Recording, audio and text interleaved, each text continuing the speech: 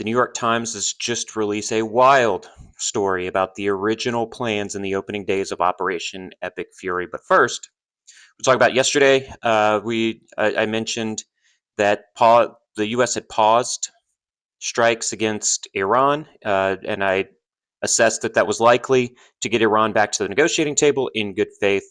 It looks like that assessment was correct, as Vice President J.D. Vance did come out publicly and say that Iran has come back and wanted to talk to the U.S. But that's not the story of today.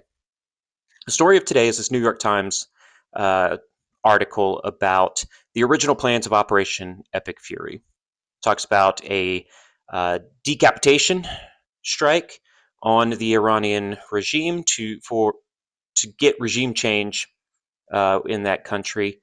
And the wild part of this is who they wanted to install as the new leader of Iran. And it is former Iranian President Mahmoud Ahmadinejad. And the reason that's a wild story is because he was very anti-Semitic. He did not like Israel. And he was one of the key figures to push for uranium enrichment in Iran. Now, reports were that he had become disillusioned with the IRGC. They had him on house arrest, honestly. So the plan here was to strike his residence, or at least outside of his residence, to give him a way out of house arrest. But he was injured in the attack. This is all reporting from the New York Times. And they unnamed officials, so take that with however you want to take it. But it looks like here the U.S. and Israel decided that the enemy of my enemies is my friend.